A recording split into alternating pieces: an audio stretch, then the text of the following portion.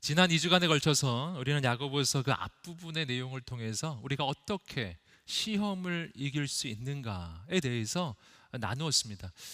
지난주에 우리는 가장 마지막 부분에서 우리가 시험을 이길 수 있는 가장 근본적인 원리를 확인했었습니다. 그것은 뭐냐면은 하나님이 얼마나 크고 놀라우신 분이신지를 알고, 그리고 내가 얼마나 영광스럽게 지어진 존재인지를 아는 것, 이것이 시험을 이기는 가장 본질적인 원리였습니다. 하나님은 누구신가? 하나님은 온 우주의 창조주이십니다. 하나님은 역사의 주관자이십니다. 하나님 악한 마귀와 비교할 수 없는 신중의 신이신 분이십니다. 그분이 우리 아버지세요. 이게 우리가 시험을 이길 수 있는 아주 중요한 이유입니다. 그럼 나는 누구인가? 나는 하나님의 자녀입니다. 영광스럽게 지어진 하나님의 자녀입니다. 그럼 하나님의 자녀는 마귀에게 질 수가 없는 거예요. 여러분, 우리가 죄의 노예였을 때는 마귀에게 끌려다녔습니다. 하지만 예수 그리스도의 그 피로 구원을 받고 내가 하나님의 자녀가 된 다음엔 달라요. 하나님의 자녀에게는 권세가 있거든요. 하나님의 자녀의 권세요. 예수 그리스도의 이름으로 기도할 수 있는 그 능력, 예수 이름의 능력이 우리에게 있거든요. 그러니까 우리는 시험에 질 수가 없는 사람들이에요. 여러분, 내가 누구인지를 기억하십시오. 시험에서 승리하시기를 주님의 이름으로 축복합니다.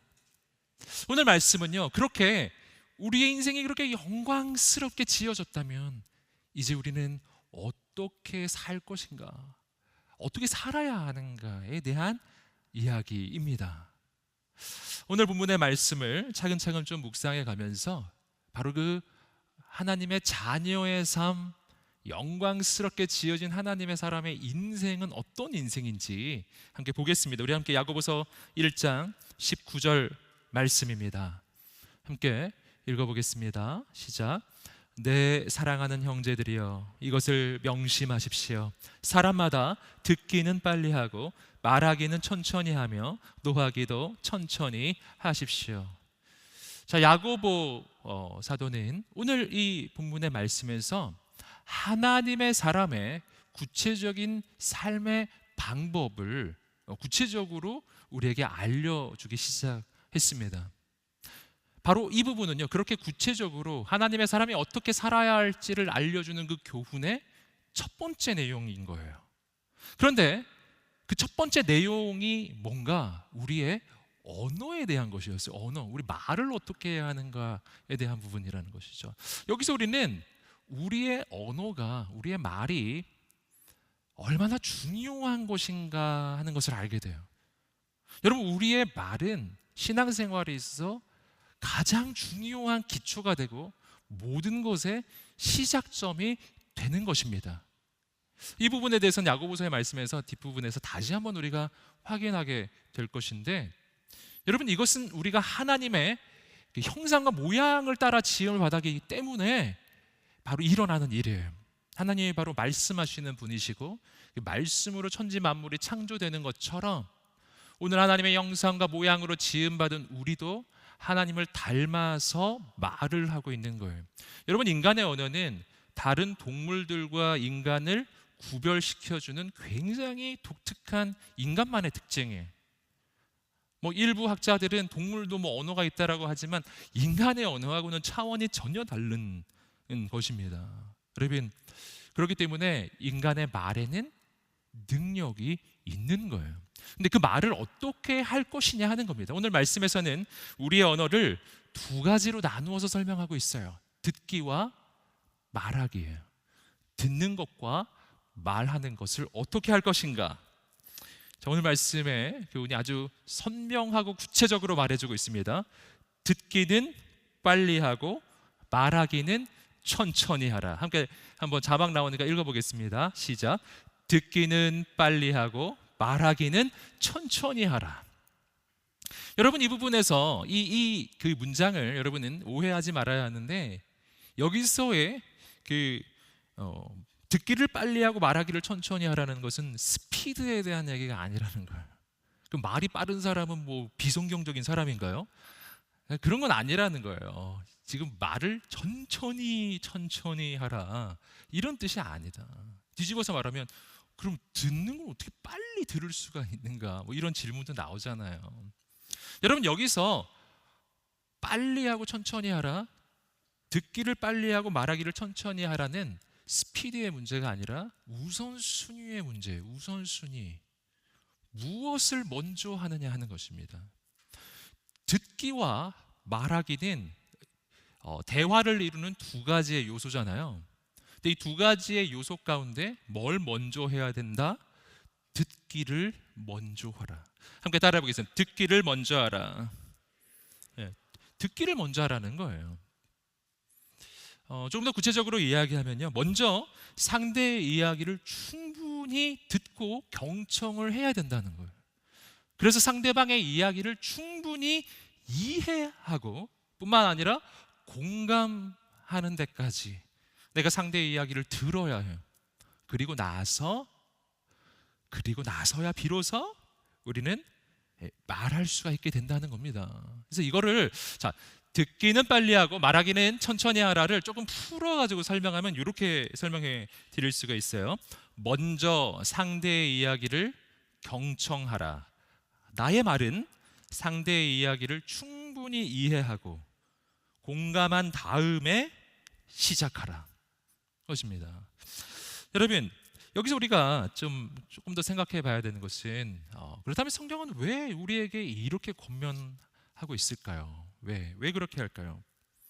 왜냐하면요, 내가 상대방을 충분히 이해하고 공감하지 않고 이야기를 하면 내 말은 상대에 대한 잘못된 판단에 근거해서 말하게 될 가능성이 굉장히 높기 때문이에요. 즉, 여러분, 내가 상대에게 뭔가를 이야기한다는 것은요, 상대에 대한 판단과 상대의 이야기에 대한 그 판단이 그 속에 들어가게 되는 것이거든요. 여러분, 그래서 말하기를 천천히 해야 하는 거예요. 나의 판단은 언제나 부정확하기 때문이에요. 여러분, 그래서요, 주님께서는 이 판단에 대해서 심지어는 이렇게 말씀하셨어요. 너희가 판단하지 말라고 이야기하셨어요. 그러면서 뭐라고 말씀하셨는가? 마태복음 7장을 보시면 이렇게 비유를 하셨잖아요. 너가 상대의 눈에 있는 티에 대해서 말하고 싶으면 일단 너의 눈 속에 있는 들보부터 빼라. 그래야 그 다음에 상대의 눈에 있는 티에 대해서 논할 수가 있게 된다는 거예요. 내 눈에 있는 들보를 빼지 않은 상태에서는 상대에 대해서는 이야기할 수 없다라는 거예요. 여러분, 그래서요, 오늘 우리는 누군가에게 이야기하기에 앞서서 듣고 또 들어야 하는 것입니다. 여러분, 그런데 여기서 이 말씀, 듣기는 빨리 하고 말하기는 천천히 하라라고 하는 이 말씀은 또 한 가지 중요한 영적 의미를 그 안에 담고 있어요. 그것은 뭐냐면요, 이 들어야 할 대상이 상대만이 아니라 또 다른 분이 계시다는 거예요. 그래서 이것은 이렇게 표현해 볼 수 있어요. 우리가 누군가에게 말하기 위해서는 먼저 주님의 음성을 들어야 한다. 굉장히 중요한 부분이어서 자막 띄워주시고요, 읽어보겠습니다. 시작. 우리가 누군가에게 말하기 위해서는 먼저 주님의 음성을 들어야 한다. 자, 먼저 듣고 나중에 말하는 거예요. 근데 먼저 상대의 이야기를 들어야 돼요. 하지만 더 중요한 게 있어요. 먼저 주님의 음성을 들어야 돼요. 듣기를 빨리 해야 한다는 거예요. 들어야 말할 수가 있게 돼요. 상대의 이야기를 들어야 말할 수 있게 돼요. 더 중요한 것, 주님의 음성을 들어야 말할 수 있게 되는 것입니다. 여러분, 이것은 성경에 나오는 모든 하나님의 사람이 가지고 있는 굉장히 중요한 영적인 특징이에요. 여러분, 하나님의 사람이 어떤 문제의 상황을 만났을 때, 누군가에게 이야기를 해야 할 때, 여러분 언제나 어떻게 합니까? 자기 생각을 앞세워서, 자기 감정을 앞세워서 그냥 막무가내로 이야기를 시작하던가요? 여러분, 그런 일이 일어날 때는 언제나 재앙이 와요. 여러분, 정말 하나님의 사람이 정말 지혜롭게 민족을 구원하고 세상을 변화시키는 그 역할을 감당할 때는요, 하나님의 사람은 언제나 사람에게 이야기하기 전에 하나님의 음성을 먼저 듣는 사람이었어요. 아주 대표적인 예가 다니엘이 있습니다. 다니엘. 여러분, 다니엘은 정말 머나먼 이방의 땅에서 바벨론에서 포로로 잡혀가서 정말 혈혈단신으로 그렇게 신앙생활을 하던 사람 아닌가요? 여러분, 그런데 그 바벨론의 느부갓네살 왕이 어느 날 꿈을 꾼 거예요. 근데 이 꿈이 너무나 예사롭지 않은 꿈이었어요. 그 꿈은 실은 하나님이 주신 꿈이었는데 장차 역사의 그 전개 과정이 어떻게 될 것인지, 정말 하나님의 나라가 영원할 것이라고 하는 놀라운 하나님의 비전이 담겨진 꿈이었거든요. 근데 이 느부갓네살은 그 꿈을 꾸었는데 이게 감당이 안 되고 이해도 안 되고 너무 이게 이해가 안 되니까 마음이 어려웠어요. 이 꿈을 어떻게 해몽을 해야 되겠는데 해석할 사람이 없는 거예요. 느부갓네살 왕이 정말 그 사람은 할 수 없는 명령을 내립니다. 그 바벨론에 있는 모든 지혜자들을 모아가지고 이야기를 하는데, 이제부터 내 꿈을, 그 꿈이 내용이 무엇인지를 말하고 그 꿈을 해석해라. 꿈 얘기 안 해주고 꿈을 이야기하고 꿈 내용을 이야기하고 꿈 해석도 이야기해라. 그러지 않으면 너희들 모두 다 죽이겠다. 그래서 그걸 해낼 사람이 없는 거죠. 그래서 바벨론의 느부갓네살 왕이 그 모든 바벨론의 지지자들을 다 죽이려는 찰나에 다니엘이 나서게 돼요. 그리고 다니엘이 내가 그 꿈을 해석하겠습니다, 이렇게 한 거예요. 자, 그리고 나서 다니엘이 한 일이에요. 함께 다니엘 2장 18절 19절 말씀입니다. 읽어보겠습니다. 시작. 다니엘은 친구들에게 그와 친구들이 바벨론의 다른 지혜자들과 함께 죽임을 당하지 않도록 이 알 수 없는 문제를 앞에 놓고 하늘에 계신 하나님께 기도하자고 했습니다. 그날 밤 다니엘은 자기에게 나타난 환상을 보고 그 비밀을 알았습니다. 다니엘은 하늘의 하나님을 찬양했습니다. 자, 다니엘은 그 감당할 수 없는 그 이야기 앞에서, 여러분, 그 당시에 세계 최강의 제국의 최고 권력자에게 지금 말을 했어야 했던 거예요. 그런데 그 말을 어떻게 했는가? 자기 지혜로, 자기 생각으로 그냥 하지 않았다라는 거예요. 그가 느부갓네살 왕에게 말하기 전에 했던 일이 있습니다. 그건 뭐냐면 기도 부탁이었어요. 자신의 친구들에게 기도 부탁을 했어요. 기도하자, 기도를 해달라. 그리고 우리 하나님의 음성을 들어보자. 그 밤은 기도의 밤이었어요. 간절히 하나님 앞에 기도하며 나아갔을 때 하나님께서 그 꿈의 내용을 말씀해 주시고 그 꿈의 해석도 말씀해 주셨어요. 먼저 하나님께 가는 거예요. 여러분, 사람에게 가기 전에 먼저 하나님께 가는 것입니다. 사람에게 말하기 전에 먼저 하나님의 음성을 들어야 돼요. 여러분, 다니엘은 그 꿈의 해석을 다 알았어요. 그리고 그 다음날 느부갓네살 왕에게 가서 그 꿈에 대한 이야기를 해주었던 거예요. 그때 느부갓네살 왕은 정말 충격을 받습니다. 다니엘의 하나님이 진짜 하나님이구나. 여러분, 그 일을 통해서 무슨 일이 일어났죠? 다 죽을 수밖에 없었던 바벨론의 이 지혜자들이 다 살게 됐어요. 사람이 사는 역사가 일어났고, 그뿐만 아니라 느부갓네살 왕이 하나님 앞에서 겸손해졌어요. 그뿐만 아니라 다니엘의 인생이 높아졌어요. 하나님께서 그를 높여주시기 시작하는 거예요. 이방의 땅 한복판에서 세상이 감당할 수 없는 그 지혜 앞에서 정말, 여러분, 세상에서 우리가 가지는 가장 강력한 경쟁력이 뭔지 아세요? 하나님이세요. 하나님이세요. 여러분, 오늘 우리가 이 땅을 살아나갈 때, 여러분, 누군가와 대화를 할 때, 특별히 여러분의 상급자, 권력자와 이야기를 나누어야 하는 순간이 있잖아요. 내가 뭔가를 말을 해야 할 순간이 있잖아요. 내 원수를 만났을 때, 대적을 만났을 때 뭔가를 말을 하고 싶은 순간이 있잖아요. 여러분, 그때 어떻게 해야 되는지 아세요? 내가 하고 싶은 말이 내 목까지 막 차올라도 멈춰야 돼요. 듣기를 빨리 하고 말하기를 천천히 하라. 어떻게 해요? 상대의 이야기를 듣기 전에는 말하지 않는 거예요. 두 번째, 주님의 음성을 듣기 전에 난 말하지 않는다. 여러분, 이 결단을 하시기를 주님의 이름으로 축복합니다. 주님의 음성을 들어야 돼요. 이 상황을 향한 하나님의 지혜를 난 받아야 돼요. 이 사람에게 꼭 필요한 음성을 들려주어야 돼요. 여러분, 오늘 우리는 이 땅에 하나님의 말씀의 통로로 부름받은 사람들이에요. 느부갓네살 왕처럼 그렇게 하나님의 음성을 간절히 기다리는 사람이 세상에는 너무나 많아요. 여러분, 권력이 높다고 해서 하나님의 말씀이 필요하지 않은 건 아니에요. 여러분, 바벨론 왕도 말씀이 필요했어요. 그 말씀이 없어서 그가 정말 고뇌해서 죽을 것만 같았어요. 여러분, 그에게는 하나님의 말씀을 들려줄 하나님의 사람이 필요했던 거예요. 누가 하나님의 말씀을 들려주겠습니까? 하나님의 말씀을 듣는 사람만이 하나님의 말씀을 전해주지 않겠어요. 듣기를 빨리 하고 말하기를 천천히 해야 하는 거예요. 말은 어떻게 하는지 아시겠어요? 하나님의 음성을 들어야 돼요. 하나님의 음성을 들은 게 아니면 말하는 게 아닌 겁니다. 하나님의 음성을 들었다면 말하는 거예요. 그 말씀이 사람을 살리고 공동체를 살리고 가정을 살리고 이 시대를 살릴 것입니다. 저는 여러분이 이 시대 그 하나님의 메시지의 통로가 되시기를 주님의 이름으로 축복합니다. 여러분, 말씀에서는요, 거기서 한 단계 더 나아갑니다. 듣기를 빨리 하고 말하기를 천천히 해요. 거기서 한 단계 더 갑니다. 노하기도 천천히 하십시오. 함께 따라 보겠습니다. 노하기도 천천히 하십시오. 자, 여기서 노한다라는 건 뭘까요? 여러분, 노한다라고 하는 것은요, 이 말하기의 다음 단계라고 할 수 있어요. 이 말하기 중에서, 아까도 말씀드렸지만 말하기 중에서 최악의 말하기가 노하는 겁니다.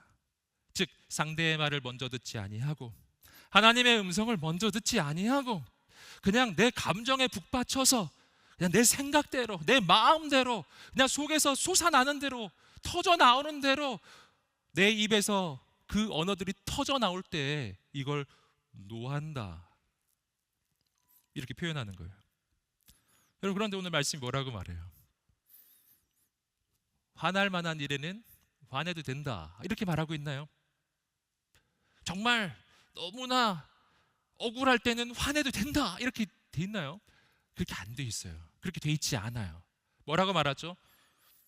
노하기도 천천히 하십시오. 천천히 하십시오. 역시 말씀드립니다. 천천히 하라. 우선순위의 문제예요. 그러니까 노한다라는 거는 내 인생에서 할 수 있는 최후의 선택이란 뜻이에요. 마지막 선택이에요. 왜 그럴까? 야고보서 1장 20절입니다. 야고보서 1장 20절 말씀입니다. 읽어보겠습니다. 시작. 사람이 화내는 것이 하나님의 의를 이루지 못하기 때문입니다. 자, 이어지는 구절에서 본문은 사람이 화내는 것이 하나님의 의를 이루지 못하는 것이라고 이야기해요. 여러분, 여기서 의문이 생기지 않나요? 여러분, 뭐 대화를 하면서 말하기도 하고 듣기도 하고 그러다가 상대가 내 마음을 상하게 하면 화를 낼 수도 있고, 상대가 나를 부당하게 공격하면 내가 화를 낼 수도 있는 것이지, 이것은 매우 개인적이고 사적인 영역의 문제가 아닌가? 여러분, 이렇게 생각 안 드세요? 오늘 본문의 말씀은 뭐라고 말하냐면은 우리가 화내는 것은 하나님의 의를 이루지 못한다라고 얘기해요. 이게 뭐냐면은 내가 화낸다라고 하는 것은 개인적이고 사적인 영역의 문제가 아니라 이것은 영적인 문제라는 거예요. 그 안에는 굉장히 중요한 영적인 본질적 문제가 그 속에 들어있다는 거예요. 그렇다면은 대체 화내는 것이 무엇이길래 이렇게까지 화내면 하나님의 의가 안 이루어지더니 어떻게 이렇게까지 이야기할까요? 여러분, 우리는 그래서 내 인생에서 화를 내는 것이 그냥 그렇게 넘어갈 문제가 아닌 것을 알게 돼요. 여러분, 홧김에 뭘 하면은 용서받을 수 있는 게 아닌 거예요. 더 심각해요, 그것은. 자, 화낼 때 내 영혼의 상태를 한번 생각해 보세요. 난 언제 화낼까요? 내가 화를 내는 순간은 이런 순간이에요. 첫 번째는 일단 상대를 판단하는 거예요. 첫 번째, 내가 상대를 판단해 봤는데 이 상대가 심판받아 마땅한 거예요. 이 상대는 심판받아 마땅한 존재라고 내가 판단을 했어요. 그리고 어떻게 하는 거냐면은 그 심판을 내가 집행하는 거예요. 즉, 내가 심판자가 되는 거예요. 그 순간 나는 나 스스로를 매우 정당하다고 여겨요. 왜냐하면 이 사람은 심판받아 마땅한 죄인이니까 내가 이 정도의 심판은 해줘야 된다라고 생각을 할 때 우리는 화가 나고 화를 내기도 해요. 화가 멈춰지지가 않아요. 내 화가 정당하다고 생각하기 때문이에요. 근데 문제는 뭐냐면 그 순간에 내 영적인 상태라는 거예요. 그때 그 순간에 내 영혼의 상태라는 거예요. 내 영혼이 어떤 상태인가요? 내 영혼이 상대를 판단하고, 두 번째, 심판자의 자리에 선 거예요. 여러분, 오늘 주에서요, 누군가를 심판할 수 있는 분은 한 분뿐이에요. 하나님뿐이에요. 하나님뿐이에요. 여러분, 그래서 가늠하다가 현장에서 잡힌 여인이 끌려왔을 때 예수님이 이 말씀을 하셨잖아요. 너희 가운데 죄 없는 자가 먼저 돌로 쳐라. 그래, 맞아. 이 여인은 심판받아 마땅해. 근데 심판할 수 있니? 너 심판할 수 있는 존재니. 죄가 없어야 심판을 할 수 있는데. 여러분, 그 자리에 있는 모든 사람은 다 돌을 놓고 다 떠났어요. 여러분, 그 자리에서 이 여인을 심판할 수 있는 분은 예수님 한 분뿐이었거든요. 근데 예수님, 그분은 심판할 수 있지만 하지 않으셨거든요. 여러분, 나는 하나님의 자리에 서면 안 돼요. 나는 하나님의 자리에 서면 안 된다고. 심판자가 그 자리입니다. 마태복음 7장 1절입니다. 마태복음 7장 1절 읽어보겠습니다. 시작. 너희가 심판받지 않으려거든 심판하지 말라. 심판하지 말라. 왠지 아세요? 나는 정의롭지 않기 때문에. 내 심판은 언제나 정의롭지 않아요. 그렇기 때문에 내가 심판을 집행하게 되면 심판을 하는 그 과정 자체가 하나님 앞에서의 죄악이 돼요. 정의롭지 않기 때문에. 그래서 심판을 하면 심판의 대상이 돼요. 심판을 누군가에게 하면 그가 분명 피해를 볼 거예요. 하지만 난 더 큰 피해를 입어요. 내가 하나님의 심판의 대상으로 바뀌어버리거든요. 여러분, 그런 위험한 일을 왜 하냐는, 그러면 안 된다는 것이죠. 여러분, 하나님께서는 오늘 우리가 심판자의 자리에 서는 대신 이렇게 하라고 해주셨어요. 내가 누군가에게 화가 날 때, 여러분, 내가 화를 내는 대상은 분명 나의 원수일 거예요. 그 원수에게 이렇게 해라. 로마서 12장 19절 20절입니다. 로마서 12장 19절 20절 읽어보겠습니다. 시작. 사랑하는 형제들이여, 여러분이 스스로 원수를 갚지 말고 하나님의 진노하심에 맡기십시오. 기록 되기를 원수를 갚는 것이 내게 있으니 내가 갚아주겠다라고 주께서 말씀하십니다. 내 원수가 굶주려 있으면 먹이고 목말라 하면 마실 것을 주어라. 이로써 내가 머리 위에 숯불을 쌓을 것이다. 놀라운 말씀이에요. 놀라운 말씀. 이 말씀은요, 사실은 제가 설교할 때도 뭐 자주 인용한 말씀이기도 하고, 이 관계 문제 때문에 고민을 청년들이 이야기할 때 제가 읽어보라고 하는 말씀입니다. 집에 가서 로마서 12장 그 뒷부분을 꼭 읽어봐라. 그러면 다들 이제 읽어보고 충격을 받죠. 아니, 어떻게 이렇게 할 수 있냐는 거죠. 오늘 말씀이 뭐를 이야기하고 있어요? 원수 갚는 것을 너가 하지 마라. 원수 갚는 건 너가 하지 마라. 원수 갚는 건 하나님이 하실 거야. 원수 갚는 일을 하나님께 맡겨라. 여러분, 오늘 말씀을 보시면 굉장히 독특한 표현이 있어요. 여러분이 스스로 원수를 갚지 말고 하나님의 진노하심에 맡기십시오. 뭐라고요? 하나님의 진노하심에 맡기십시오. 이렇게 돼 있죠? 여러분, 여기서 우리는 아주 중요한 사실을 알게 돼요. 하나님이 진노하셨다는 거예요. 여러분, 내가 지금 경험하고 있는 이 일이 정말 화가 날 일이잖아요. 그럴 때 나보다 더 공의롭게, 나보다 더 온전하게, 나보다 더 정확하게 이 일에 대해서 진노하시는 분이 계세요. 하나님께서 분명히 진노하실 거예요.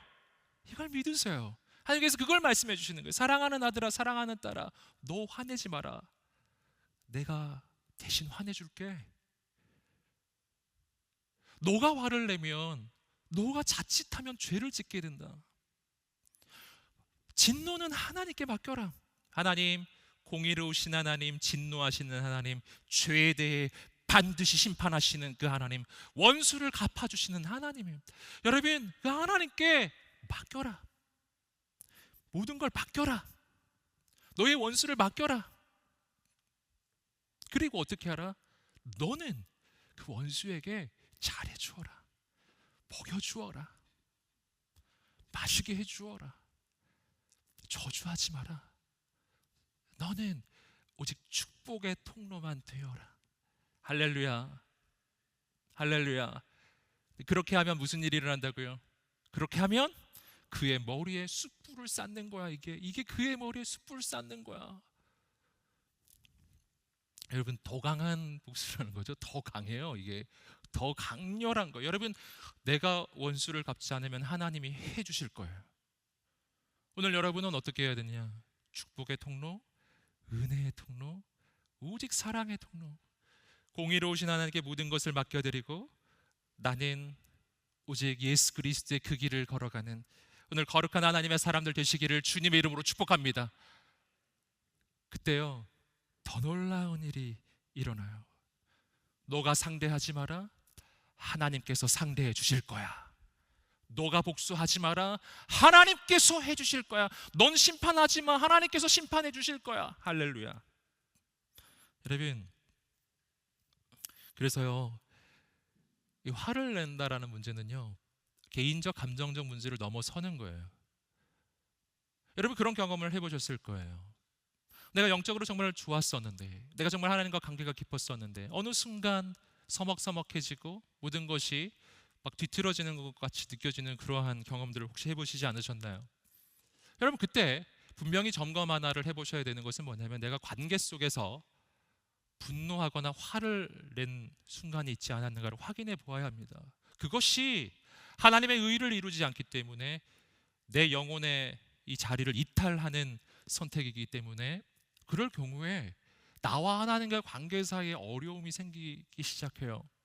그래서 그럴 때 어떻게 해야 되냐면, 하나님 앞에 회개해야 하는 거예요. 그 영역에 대해서, 그 부분에 대해서, 내가 심판자의 자리에 섰던 부분에 대해서 하나님 앞에 회개를 해야 돼요. 하나님 앞에 고백을 해야 돼요. 겸손하게 엎드려야 돼요. 내가 하나님을 신뢰하지 못하고 내가 직접 이 일을 어떻게 해보려고 했던, 내가 직접 이 사람을 어떻게 해보려고 했던 그 마음을 내려놓아야 돼요. 그리고 하나님께 맡겨드려야 합니다. 하나님이 하시게 해야 돼요. 여러분, 그때 하나님께서 친히 역사하실 것입니다. 사랑하는 여러분, 말하기를 나중에, 노하기는 더 나중에, 먼저 주님의 음성을 듣는 여러분 되시기를 주님의 이름으로 축복합니다. 계속해서 21절 말씀이에요. 21절 말씀 읽어보겠습니다. 시작. 그러므로 모든 더러운 것과 넘치는 악을 벗어버리고 마음에 심긴 말씀을 온유함으로 받으십시오. 이 말씀은 능히 여러분의 영혼을 구원할 수 있습니다. 이 앞부분에서 먼저 하나님의 사람으로서 살아가는 삶의 지침으로서 언어의 문제를 지금 우리는 함께 확인해 보았습니다. 그리고 이어지는 21절의 말씀에서는 그렇게 우리의 언어가 바뀔 수 있는, 우리의 언어가 변화될 수 있는 더 근본적 영적 원리를 지금 이어지는 구절이 말해주는 거예요. 먼저 발견하는 것은 이 부분이다. 모든 더러운 것과 넘치는 악을 벗어버리라. 모든 더러운 것과 넘치는 악을 벗어버리라. 여기서 우리가 좀 주목해서 볼 부분은요, 넘치는 악이라고 하는 표현이에요. 넘치는 악이에요. 원어적으로도 똑같아요. 넘쳐나는 악이에요. 여러분, 넘쳐난다는 것은 어떤 때 쓰는 표현이죠? 여러분, 넘치는 것은 바깥에 어떤 것을 표현하는 게 아니에요. 넘쳐난다는 것은 그 속에서부터 솟아나 넘쳐 흐르는 걸 이야기하는 거예요. 이것은 바깥에 있는 것에 대한 이야기가 아니라 내 속에 있는 것에 대한 이야기예요. 넘치는 악이다. 여러분, 악이 넘치고 있다. 그럼 악은 원래 어디 있었던 것이죠? 내 속에 있었던 거예요. 내 영혼의 그릇이 있다면 내 영혼의 그릇에 악이 가득한 거예요. 바로 이 상황을 이야기하는 겁니다. 왜 내 영혼의 이 그릇에서부터 악이 넘쳐날까요? 아주 단순하죠. 왜 넘치죠? 넘쳤다는 것은 그 속에 악이 가득하기 때문이에요. 마치 뭐하고 비슷하냐면 이런 상황이에요. 여러분, 하수구에서 하수가 막 흘러나오는데 거기서 악취가 나요. 여러분, 거기서 왜 악취가 나죠? 그 속에 하수가 흐르고 있기 때문이에요. 더러운 물이, 오염된 물이 그 속에 흐르고 있기 때문에 이거는 여러분, 그 앞에 방향제 좀 뿌린다고 해서 해결될 일이 아닌 거예요. 뭘 바꿔야 돼요? 그 속을 바꿔야 하는 것입니다. 여러분, 쓰레기통이 있어요. 쓰레기통에서 악취가 나요. 여러분, 왜 나는 거죠? 그 속에 더러운 것이 들어있기 때문에 악취가 나는 거예요. 여러분, 마찬가지입니다. 어떻게 해결하죠? 여러분, 그 입구에 그냥 향수 좀 뿌려서 해결될 문제가 전혀 아니에요. 쓰레기통을 비워야 하는 거예요. 그 속을 바꿔야 한다라는 것입니다. 이것이 굉장히 중요한 영적 원리를 우리에게 말해주고 있는 거예요. 이것을 오늘 앞부분과 연결시켜보면 이런 거예요. 여러분, 어떤 사람이 어떤 상황에 부딪혔는데 화를 내요. 이 사람으로부터 분노가 지금 나오고 있어요. 왜 이럴까요? 왜 이런 일이 일어날까요? 우리는 흔히 이렇게 생각해요. 내가 화내는 게 당연하지. 내가 분노하는 것도 당연하지. 상황이 힘드니까. 여러분, 상황에 대한 반응으로서 화가 나는 것인가? 오늘 말씀은 그렇지 않다고 이야기하는 거예요. 그렇지 않다. 상황 때문에 내가 화가 나는 게 아닌 거예요. 왜 화가 날까요? 내 속에 악한 것이 쌓여있기 때문이에요. 넘치는 악이 내 입으로부터 넘쳐 흐를 때 내 입으로부터 더러운 것이 나오는 것인 거거든요. 여러분, 상황에 대한 반응이 아니라 내 속에 더러운 것이 있는 거예요. 이 부분을 우리는 정말 정확하게 인식해야 합니다. 여러분, 굉장히 화나는 상황이 있어요. 그때 화를 내는 게 정상인가? 예수님을 보면 그렇지 않다는 것을 알 수가 있어요. 여러분, 예수님은 십자가에 달리실 때 수많은 사람들이 자신을 조롱하고 핍박하고 그리고 자신을 못 박으러 달려왔습니다. 여러분, 그때 예수님 화내지 않으셨어요. 예수님 분노하지 않으셨어요. 오히려 그들을 향한 하나님의 마음을 품으셨어요. 그들을 위해 기도를 해주셨어요. 여러분, 상황이 나를 결정짓지 않아요. 나는 상황 때문에 화가 난 게 아니에요. 그게 아니라 내가 화내기로 선택한 거예요. 이건 선택의 문제입니다. 화를 낼 것이냐 말 것이냐가 선택인데, 자, 하나님의 사람은 그걸 선택할 수가 있는 거예요. 하나님의 사람은 상황에 지배를 받지 않아요. 상황 때문에 내가 흔들리지 않는다고요. 화나는 상황이면 화를 내고, 어려우면 어렵고, 절망적 상황이면 절망하고. 이건 하나님의 사람이 아니에요. 하나님의 사람은 상황을 넘어서는 사람인 줄 믿습니다. 하나님의 사람은 상황을 다스린다고요. 화가 나는 상황인데 하나님의 음성을 듣고 말씀을 듣고 이 영혼을 향한 하나님의 마음을 알고 이 모든 것을 통해서 이루어 가실 하나님의 역사를 바라보면서 지금 이 순간인 이 사람을 용납하는 거예요. 여러분, 예수님이 그렇게 해주셨잖아요. 예수님은 심지어 자신을 십자가에 못 박는 그 로마 병정을 위해서도 죽으신 거예요. 그를 위해서 죽으신 거라고요. 여러분, 화를 내는 것은 당연한 반응이 아니에요. 근데 화내는 것이 당연한 반응이 되는 경우가 있어요. 그게 오늘 본문의 상황입니다. 넘치는 악, 내 속에 악한 것이 꽉 차 있어가지고 이것이 넘쳐 흐르고 있는 거예요. 이거는 그냥 건드리면 악한 게 솟아나는 거예요. 건드리면 악한 게 솟아나는 거예요. 건드리면 악한 게 솟아나는 거예요. 여러분, 그런 경우 못 보셨나요? 내 인생도 그런 경우를 경험해 보지 못하셨나요? 아침에도 화가 나고 점심에도 화가 나고 저녁에도 화가 나고 이 사람을 만나도 화가 나고 저 사람을 만나도 화가 나고 이 사람을 만나도 상처받고 저 사람을 만나도 상처받고 여기 가도 상처받고 저기 가도 상처받고 가는 곳마다 내 주위에는 너무 이상한 사람밖에 없고, 그럴 때 곰곰이 묵상해 봐야 됩니다. 혹시 내가 이상한 게 아닐까? 혹시 그게 아닐까? 그럴 가능성이 굉장히 높아요. 지금 내가 영적으로 무너지고 있는 상황이 아닌가? 지금 내가 하나님의 은혜를 잃어버리고 있는 것이 아닌가? 내 속에 악이 넘쳐나고 있는 게 아닌가? 여러분, 그 상황인 거예요. 어떻게 될까요? 오늘 말씀이 이야기하고 있어요. 모든 더러운 것과 넘치는 악을 벗어버리라. 그거 내보내라. 바꿔버려야 한다.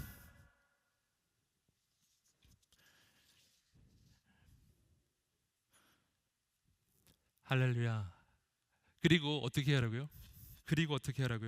자, 내 속에 있는 더러운 것 넘치는 악을 벗어버리라. 이렇게 하면은 이제 문제가 또 생기는 게 그게 내 마음대로 안 되는 거예요. 그거 하고 싶은데 내 속에 막 화가 막 솟아오르는데 이걸 막 벗어버리고 싶은데 안 벗어져요. 어떻게 해야 될까요? 자, 여기에 우리에게 주시는 놀라운 소망의 소식이 있는 거예요. 그 소망의 소식은 뭐냐면은 2000년 전 예수 그리스도의 십자가에서 예수 그리스도께서 내 모든 죄를 다 짊어지시고 나의 모든 더러운 것들을 예수님이 다 담당해 주셨고 그 모든 더러운 죄에 대한 심판을 예수님이 다 대신 당해 주셔가지고 여러분, 예수 그리스도의 그 십자가에서 그 모든 죄의 대가가 다 치루어짐을 통해서 우리는 죄의 권세에서 자유를 얻었다는 것입니다. 자유를 얻었다는 거예요. 여러분, 그러하기 때문에 예수 그리스도를 믿는다는 것은 이제 나는 과거에 내가 죽은 거거든요. 죄의 노예였던 내가 죽고 내 안에 예수님이 이제는 주인이 되신 거예요. 예수님은 홀로 오시는 게 아니에요. 예수님이 오실 때 예수님은 우리에게 성령을 보내주시는 분이신 줄 믿습니다. 성령님이 내 안에 오셨어요. 여러분, 사도행전 2장을 보시면 성령님에 대해서 이렇게 표현해주고 있어요. 성령님은 불처럼 우리 가운데 임하신다. 여러분, 갈멜산에 하나님의 불이 떨어졌습니다. 그 불이 그곳에 있는 모든 재물과 모든 장작더미와 그곳에 있는 물까지 완전히 깔끔하게 다 살라버렸어요. 여러분, 하나님의 불이 떨어졌을 때 남아있는 건 아무것도 없었어요. 완전히 태워버렸어요. 여러분, 성령님은 불같은 성령님이신데 그 성령님이 내 안에 불같이 임하시면 내 안에 있는 모든 더러운 것들을 태워버리실 것입니다. 내 안에 있는 모든 연약한 것들, 모든 죄악된 모든 습관들을, 악한 마귀의 그 유혹을, 내 안에 있는 모든 죄성들을 성령님이 임하셨을 때 그 불이 다 태워버리실 것입니다. 여러분, 그래서 오늘 이 말씀이 우리 인생에 이루어질 수가 있는 게 모든 더러운 것과 넘치는 것을 벗어버려라. 어떻게 그럴 수 있죠? 성령의 불이 임하시면 그 불이 그 모든 것을 다 태워버리실 것이다. 우리는 어떻게 하면 되죠? 그분께 내어드리는 거예요. 여러분, 내 마음에 화가 솟아날 때, 분노가 솟아날 때, 내 안에 더러운 욕심들이 솟아날 때, 하나님 기뻐하시지 않는 더러운 악한 것들이 내 속에 있는 것을 여러분 아시죠? 여러분, 다른 사람은 몰라요. 하지만 난 알아요. 분명히 알아요. 오늘 이 예배의 시간은요, 그것을 하나님께 내놓는 시간이에요. 드리세요. 그분이 태워주실 것입니다. 그러면 우리는 어떻게 할 수 있는지 아세요? 벗어버릴 수가 있게 되는 거예요. 내가 아는 게 아니기 때문이에요. 성령님이 하시기 때문이에요. 내가 아는 게 아니기 때문이에요. 내 안에 주인 되시는 예수님이 하시는 것이기 때문이에요. 하나님이 임하시면 어둠의 권세가 묶임을 놓고 떠나가는 줄 믿습니다. 우리에게 그 믿음이 있게 되기를 주님의 이름으로 축복합니다. 그리고 어떻게 해야 되는지 아세요? 그 다음, 그러므로 모든 더러운 것과 넘치는 악을 벗어버리십시오. 그리고 자, 이 모든 걸 벗어버렸잖아요. 그 다음 해야 할 일이 있어요. 그것은 바로 마음에 심긴 말씀을 온유함으로 받으십시오. 마음에 심긴 말씀을 온유함으로 받으십시오. 자, 내 안에 더러운 악을 내버리고 성령의 불로 태워버리고 내 속이 깨끗하게 정리가 된 그곳에 다른 걸로 채워야 해요. 하나님의 말씀이 채워지게 되기를 주님의 이름으로 축복합니다. 그래서 내 인생의 변화는 어떻게 일어나냐면 이렇게 일어나는 거예요. 내면 교체. 내면 교체. 이 단어가 생각이 나더라고요. 내면 교체. 내 속이 교체돼야 돼요. 마치 뭐하고 비슷한지 아세요? 여러분, 여기 쓰레기통, 아까도 비유를 들어드렸잖아요. 쓰레기통이 있어요. 여러분, 이 쓰레기통에 쓰레기가 그 속에 들어있는 상태에서는 무슨 짓을 해도 그 쓰레기통에서 악취가 나는 걸 막을 길이 없어요. 아무리 데코레이션을 해도요, 아무리 꾸며도 방법이 없어요. 속을 바꿔야 돼요. 속을 바꿔야 돼. 드러내고 딴 걸로 채워야 됩니다. 나도 그렇다는 거예요. 내 영혼에서 더러운 것을 드러내야 돼요. 매일매일 성령님께 내 영혼을 맡겨 드리십시오. 그분 앞에 서야 돼요. 그리고 내 속을 뭘로, 딴 걸로 채워야 된다는 거예요. 하나님의 말씀으로 내 영혼을 채우게 되기를 주님의 이름으로 축복합니다. 더러운 악을 내버리고 말씀으로 내 영혼이 채워지는 거예요. 여러분, 그런데 그 말씀이 내 영혼이 채워지는 방법이 있습니다. 그것은 뭐냐면 오늘 말씀이 설명하고 있어요. 여러분, 마음에 심긴 말씀을 온유함으로 받으십시오. 여기서 말씀이 심겼다라고 얘기하죠. 말씀은 씨앗이거든요. 여러분, 내 영혼의 밭에 말씀이 떨어진 거예요. 말씀은 심어졌어요. 말씀은 심어졌어요. 여러분, 오늘 말씀을 우리가 잘 이해합니다. 오늘 말씀은 예수 그리스도를 모르는 사람에게 하는 말이 아니에요. 이 말씀은 제자들에게 하고 있는 말씀이에요. 말씀은 이미 있는 거예요. 여러분에게 말씀은 이미 있는 거예요. 그런데 어떻게 하라고요? 그 말씀을 온유함으로 받으라.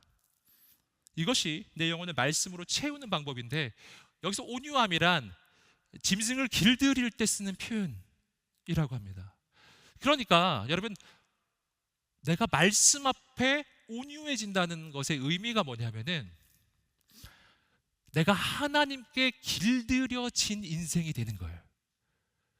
여러분, 온유함이란 유약함과 동의어가 아니에요. 여러분, 온유함이란 하나님께 붙들린 인생이 된 거예요. 하나님께 순종하는 인생이 된 거라고요. 말씀 앞에서의 온유함이란 그 말씀 앞에 순종하는 인생이 되는 거예요.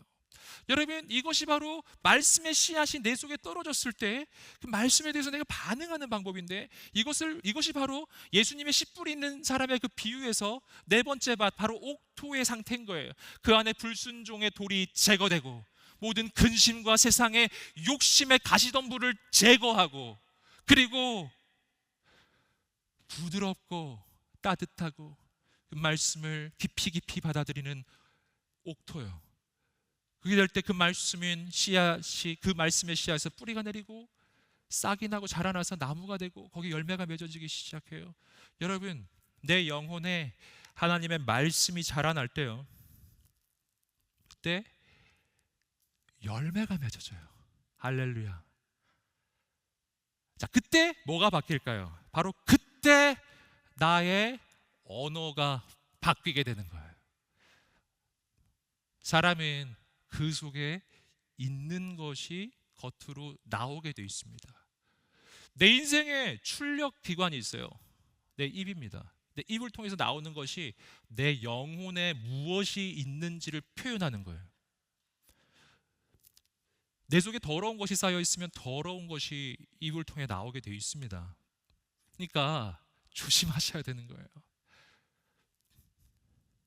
내 속에 말씀이 쌓여 있잖아요. 내 입술을 통해 말씀이 나오게 돼 있어요.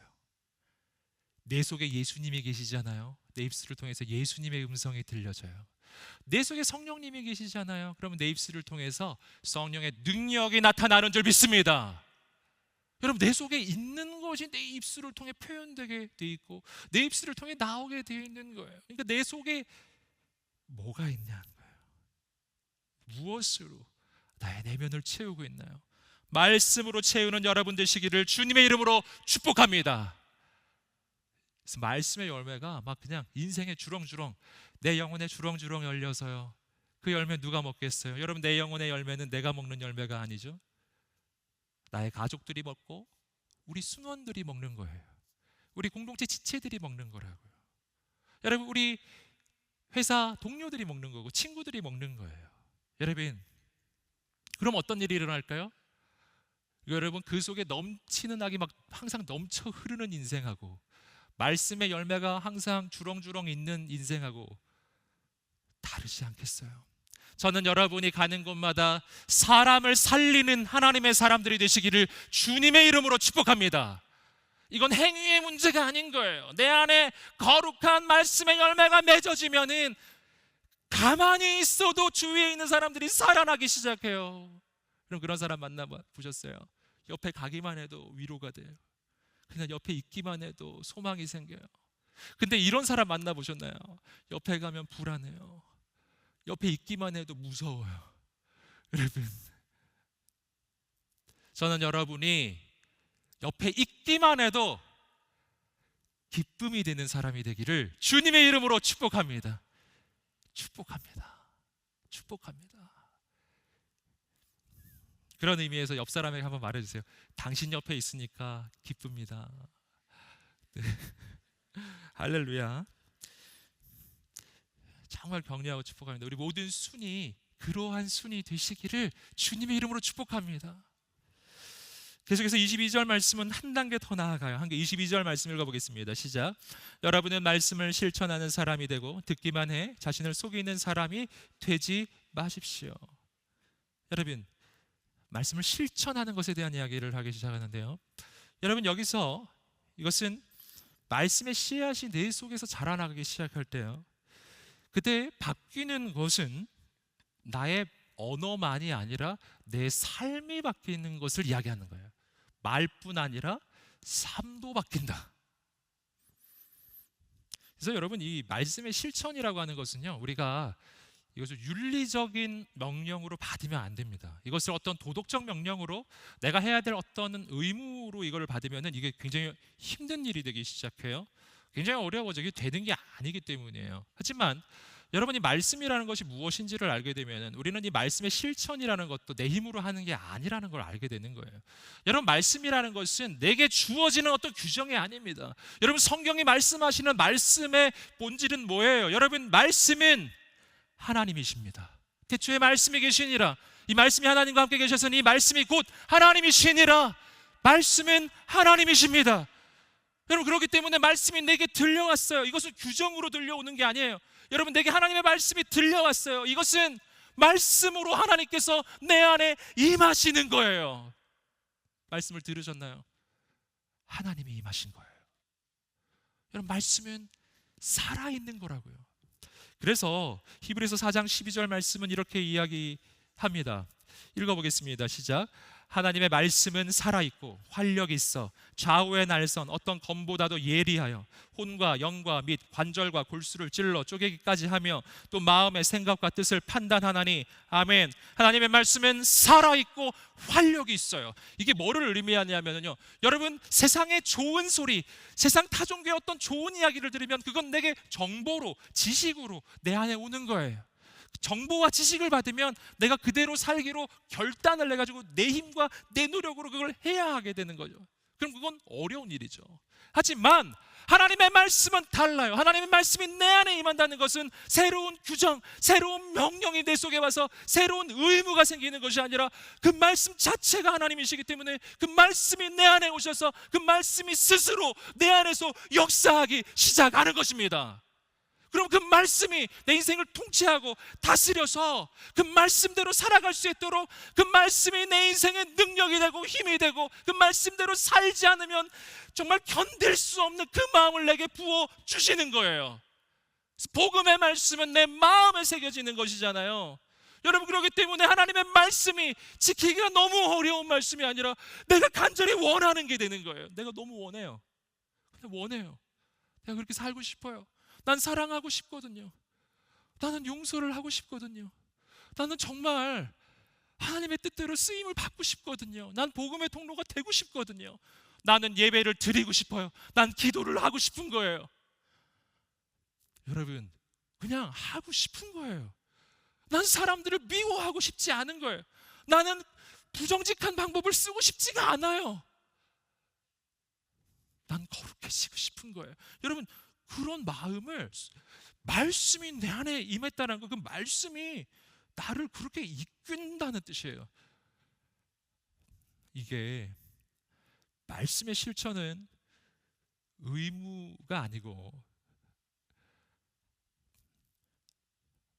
하나님이신 말씀이 내 삶에 역사하시는 거예요. 그 말씀이 내 삶에 임하는 거라고요. 이거는 완전히 다른 차원의 이야기예요. 여러분, 말씀이 여러분의 인생을 이끌도록 말씀에 여러분의 인생의 주도권을 내어드리시기를 주님의 이름으로 축복합니다. 하나님께서 행하실 거예요. 역사하실 거예요. 다만 나는 한 가지의 결단을 해야 돼요. 하나님의 말씀이 역사하실 때 순종하기로. 하나님의 말씀에 주도권을 내어드리고 하나님께 주도권을 내어드리고 내가 그분께 온전히 내 영혼을 의탁하는 거예요. 하나님의 말씀이 역사하시는데 고집을 부리지 않는 거예요. 내 고집을 꺾어야 돼요. 주께 붙들리세요. 하나님 역사하실 것입니다. 23절부터 25절까지 말씀을 읽어보겠습니다. 시작. 만일 누가 말씀을 듣기만 하고 실천하지 않는다면 이 사람은 자기의 생긴 얼굴을 거울에 비춰보는 사람과 같습니다. 그는 거울을 보고 돌아서서는 자신의 모습이 어떠한지 금방 잊어버립니다. 그러나 자유하게 하는 온전한 율법을 자세히 살피고 율법 안에 거하는 사람은 듣고 잊어버리는 사람이 아니라 실천하는 사람입니다. 이 사람은 자신이 행하는 일에 복을 받을 것입니다. 여러분, 여기서 말씀을 들었는데 그 말씀을 실천하지 않는 사람을 한 가지 비유를 통해 설명하고 있어요. 그 사람 마치 어떤 사람과 같은가? 마치 거울을 보는 사람과 같다. 이 말씀이 이해가 되시나요? 이 말씀을 좀 잘 묵상해 보시면 이게 무슨 뜻인지를 우리가 알게 되는데요. 우리는 하루 중에 거울을 몇 번이나 보시나요? 물론 자매님들 중에서는 늘 손거울을 가지고 다니면서 항상 이렇게 보시는 분도 계실 수 있는데, 대부분의 사람들은 아침에 한 번 정도 보지 않습니까? 세면대에서 한번 이렇게 보고 괜찮네 그리고 가는 거잖아요. 여러분, 거울이라는 것은요 늘 보는 게 아니에요. 하루에 한 번 보는 거예요. 자, 오늘 이 부분의 말씀의 의미는 이런 거예요. 여러분이 말씀을 대할 때 마치 거울을 보는 것처럼 대하지 마라. 거울이란 아침에 한 번 보고 돌아서는 거예요. 아침에 한 번 보고 다시는 안 보는 거라고요. 말씀을 그렇게 대하지 마라. 말씀은 뭔가? 여러분, 거울은 내 육신을 비춰보는 거예요. 말씀은 내 영혼의 거울이에요. 그런데 육신의 거울은 하루에 한 번만 봐도 돼요. 하지만 내 영혼의 거울은 한 번 보고 돌아서면 안 된다는 거예요. 이 거울은 24시간 365일 언제나 이 거울은 늘 나와 함께 있어야 된다는 거예요. 이게 차이예요. 말씀을 거울 보듯 하지 마라. 말씀은 항상 내 옆에 있는 거울. 그래서 여러분, 오늘 말씀이 그래서 이 25절이 그걸 설명하는 겁니다. 그러나 자유롭게 하는 온전한 율법을 자세히 살피고 율법 안에 거하는 사람은 듣고 잊어버리는 사람이 아니라 실천하는 사람입니다. 자, 말씀을 듣고 실천을 하려면은 어떻게 돼야 되냐 하면은 이런 거예요. 잠깐 아침에 큐티 말씀 잠깐 묵상하고 돌아서면 실천이란 건 없어요. 여러분, 그런 거 많이 하시잖아요. 큐티 아침에 5분 큐티 하고 다시는 기억하지 않습니다. 심지어는 막 놀래요. 내가 이런 걸 했었나? 막 이렇게. 여러분, 그렇게 해가지고는 인생이 안 바뀐다. 그런 식으로 말씀을 보지 마라. 어떻게 하라? 율법 안에 거하는 사람. 함께 외쳐보겠습니다. 시작. 율법 안에 거하는 사람. 이게 무슨 말이에요? 율법 안에 그냥 거해야 된다. 이건 뭐냐면 하루 종일 365일 24시간 언제나 말씀 앞에 서는 인생이 되라고 하는 거예요. 말씀은 그렇게 대하는 거예요. 여러분, 그렇게 말씀을 대하는 방법을 시편 1편 1절 2절은 이렇게 이야기했습니다. 읽어보겠습니다. 시작. 복 있는 사람은 악인들의 꾀를 따르지 아니하며 죄인들의 길에 서지 아니하며 오만한 자들이 자리에 앉지 아니하고 오직 여호와의 율법을 즐거워하며 그 율법을 주야로 묵상하는도다. 아멘. 그 율법을 언제 묵상한다고요? 주야로. 그 율법을 밤에만?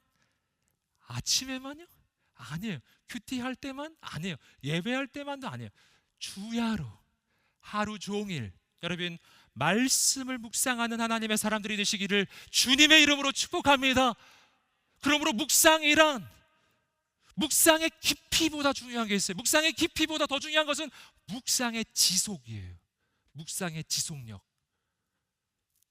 아침에 큐티를 하잖아요. 그 말씀이 하루 종일 나를 지배하게 만들어야 돼요. 여러분, 말씀을 읽잖아요. 그 말씀이 하루 종일 나와 동행을 하고 있어야 돼요. 언제나 어느 순간에나 언제나 말씀을 붙잡는 거예요. 여러분, 그때 우리의 인생이 어떻게 될까요? 말씀을 안 지킬 수 있을까요? 실천하지 않을 수 있을까요? 실천하게 돼요. 하루 종일 묵상하면요. 하루 종일 묵상하면 말씀대로 안 살겠습니까? 말씀을 잊어버리기 때문에 그대로 안 사는 거거든요. 여러분, 저는 우리의 큐티가 변화되기를 주님의 이름으로 축복합니다. 아침 5분이 아닙니다. 하루 종일입니다. 말씀을 붙잡는 거예요. 우리 인생에 변화가 일어날 것입니다. 마지막으로 26절, 27절 말씀 읽어보겠습니다. 26절, 27절입니다. 시작. 만일 누가 스스로 경건하다고 생각하며 자기 혀를 제어하지 않고 자기 마음을 속이면 이 경건은 아무 소용이 없습니다. 하나님 아버지 앞에서 정결하고 흠이 없는 경건은 환난 가운데 있는 고아와 과부를 돌보며 세상으로부터 자신을 지켜 물들지 않도록 하는 것입니다. 아멘. 자, 결론이에요. 바로 이러한 사람이에요. 바로 이런 사람, 말씀이 그 안에 넘쳐나는 사람, 말씀의 지배를 받는 사람, 말씀의 인도함을 받는 사람, 24시간 어느 순간에나 언제나 하나님의 말씀을 묵상하는 바로 그 사람의 인생에는 이러한 일이 일어나게 될 것이다. 세 가지를 이야기해서, 첫째, 자기 혀를 제어하라. 언어의 변화. 앞부분에서 우리가 계속해서 보았어요. 듣기는 빨리 하고 말하기는 천천히, 노하기는 더 천천히. 두 번째입니다. 환난 가운데 있는 고아와 과부를 돌보라. 말씀이 내 안에서 역사하기 시작하고 말씀의 지배를 받잖아요. 그러면 내 눈에 어려운 사람이 들어오게 돼 있어요. 그를 도와라, 섬기라. 세 번째, 죄악의 유혹에서 자신을 지키라. 어떻게 지킬까요? 이것도 힘들고 어려운 의무가 되면 어려워져요. 여러분, 죄악의 유혹에서 나를 지키는 최고의 방법은 죄악의 유혹보다 하나님을 더 사랑하는 거예요. 하나님을 더 기뻐하는 거예요. 하나님의 영광을 더 사모하는 거예요. 그러면 거절할 수 있어요. 난 이 순간에 가짜 쾌락을 위해서 영원한 하나님의 영광을 포기할 수는 없거든요. 도무지 비교가 안 되기 때문에. 사랑하는 여러분, 오늘 우리의 영혼이 하나님의 말씀에 사로잡히게 되기를 주님의 이름으로 축복합니다. 하나님을 기뻐하게 되기를 주님의 이름으로 축복합니다. 우리의 삶이 변화되기를 주님의 이름으로 축복합니다. 우리의 말이 바뀌기를 소원하는 거예요. 우리 이 시간에 함께 기도하면서 주 앞에 나갈 때 오늘 말씀을 붙잡고 간절히 기도합시다. 하나님, 내 말이 좀 바뀌게 해주세요. 내 언어가 바뀌게 해주세요. 말이 바뀌게 해주세요. 나의 말 때문에 얼마나 많은 사람이 상처를 받았고, 나의 언어로 인해서 얼마나 많은 관계는 깨어졌습니까? 여러분, 이 언어의 문제, 관계의 문제를 놓고 간절히 기도하는 분들 계세요. 자리에서 일어나 보십시오. 하나님께 좀 이 부분을 우리가 의탁합시다. 여러분, 우리가 간절히 기도합시다. 하나님, 내 안에 이 더러운 것들, 이거 다 좀 빼내주세요. 그리고 내 내면이 교체시켜주세요. 내 내면을 교체시켜주세요. 말씀으로 채워지게 해주세요. 정말 말씀으로 채워지게 해주세요. 간절한 고백이 있으신 분도 일어나 보십시오. 하나님, 나의 큐티가 바뀌었으면 좋겠어요. 내 큐티가 좀 바뀌었으면 좋겠어요. 아침에 5분 큐티, 그러고서 의무방어전처럼 했던 그 큐티가 아니고요, 말씀을 읽는 것이 늘 나에게는 의무방어전이었어요. 하지만 아니에요. 오늘 말씀에서 우리는 말씀이 얼마나 놀라운 것인지를 보았잖아요. 난 말씀의 지배를 받아야 하는 거예요. 말씀에 사로잡혀야 하는 거예요. 말씀에 붙잡혀야 하는 거예요. 그러면 우리의 신앙은 날아오르기 시작할 것입니다. 힘들고 어려운 신앙이 아니라 세상을 이기고 환경을 이기고 어둠의 권세를 이기는 능력의 신앙으로 바뀔 거예요. 하나님께 우리의 인생을 올려드리며, 하나님, 내가 말씀에 붙잡히게 해주세요. 간절히 기도합시다. 우리 하나님 앞에 말씀을 붙잡고 주 앞에 두 손을 높이 들고 우리의 언어가 변화되기를, 우리 모든 죄악이 떠나가기를, 우리가 말씀에 붙잡히기를 간절히 기도하겠습니다.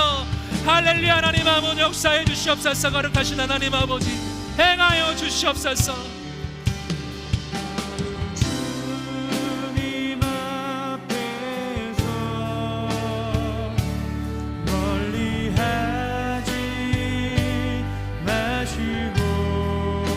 아버지, 주여 임하소서. 주여 역사하여 주옵소서. 하나님의 능력으로, 주의 권능으로, 주의 영광으로 임하여 주옵소서. 하나님, 주여, 주여,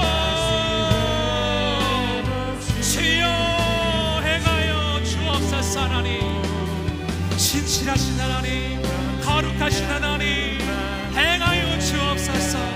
역사하여 주옵소서. 거룩하신 주의 영으로 임하여 주옵소서. 임하여 주옵소서. 임하여 주옵소서. 하나님 아버지, 아버지,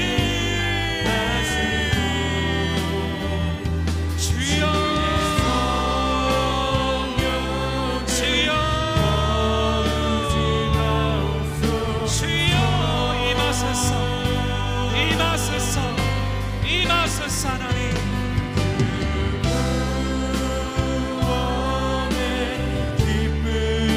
전심으로 하나님 앞에 기다려나가는 모든 영혼들마다 아버지 하나님 오늘 이 시간에 임하여 주시고 붙잡아 주옵소서.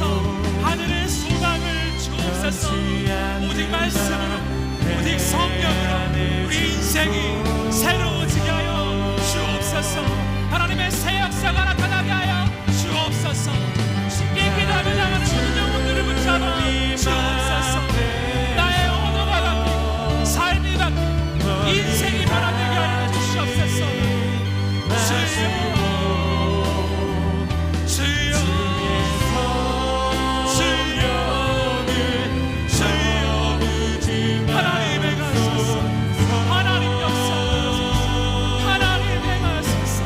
하나님 행하소서. 하나님 역사하소서. 주님의 은혜를 내려주셔서 하나님을 사모하며 나아가는 영혼들마다 아버지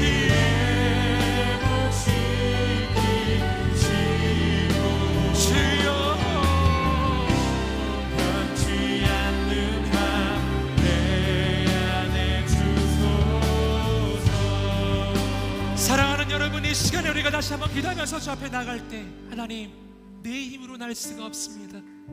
이것이 오늘 말씀의 가르침이에요. 내 힘으로 날 수가 없어요. 오 주님, 말씀으로 임하여 주옵소서. 성령으로 임하여 주옵소서. 여러분 성령님을 초대하세요. 말씀의 그 지배 앞에 내가 무릎을 꿇기로 결단해야 합니다. 하나님, 내가 굴복합니다. 내가 굴복합니다. 내가 굴복합니다. 성령님이 오시고 말씀이 내 안에 오셔서 역사하실 때 내가 온전히 굴복하겠습니다. 그 굴복하겠다는 결단이 있는 사람은 주 앞에 오른손을 들어보겠습니다. 하나님, 제가 굴복합니다.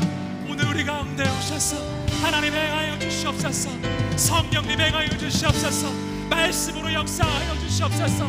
우리 이 시간에 다시 한번 기도할 때는 성령님 우리 가운데 임하여 주옵소서. 성령님 내 안에 오셔서 나를 다스려 주옵소서. 우리 간절하게 성령님을 구하며 기도하겠습니다. 성령님 우리 가운데 임하여 주시옵소서. 말씀으로 임하여 주시옵소서. 주의 영으로 임하여 주시옵소서.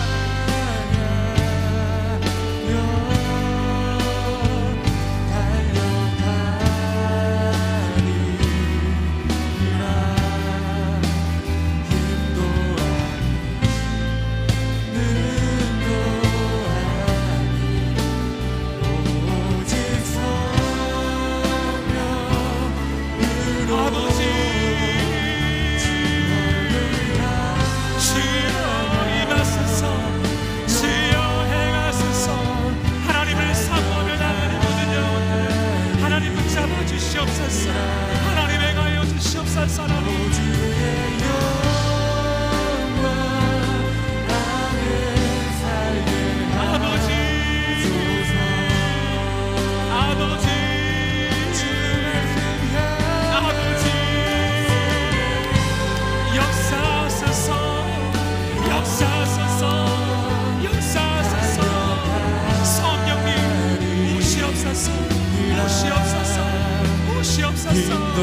임하소서.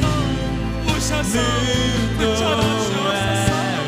모든 어둠의 권세를 힘을 나가주옵소서. 모든 권세를 힘을 나가주옵소서. 하나님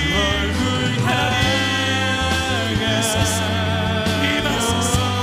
역사하소서. 길을 주옵소서. 하나님 행하소서. 행하소서.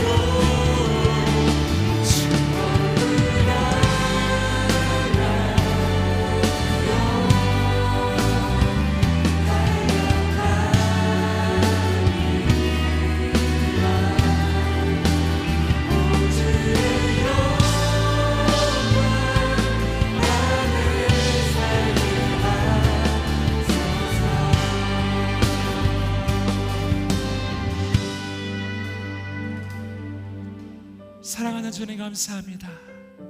오 주님, 말씀으로 임하소서. 살아계셔서 역사하시는 말씀이신 하나님, 나를 사로잡으소서. 내 영혼을 사로잡으소서. 내 삶을 통치하여 주옵소서. 이 시간 예수 그리스도로 명하여 어둠의 권세들을 묶임을 놓고 떠나갈지어다. 모든 더러운 것과 모든 넘치는 악들이 떠나갈지어다. 하나님, 내 안에 말씀으로 임하여 주옵소서. 성령으로 임하여 주옵소서. 거룩하신 성령으로 임하소서. 임하소서. 임하소서. 부으소서. 오셔서 행하여 주옵소서. 하나님만 영광을 받으소서. 하나님, 내 삶을 통하여 하나님 영광을 받으시고 바로 나를 통하여 한 영혼이 살아나는 생명의 역사가 일어나게 하여 주옵소서. 감사하며 예수님의 이름으로 기도드립니다. 아멘. 살아계신 하나님께 감사의 박수 올려드리겠습니다. 주님을 찬양합니다.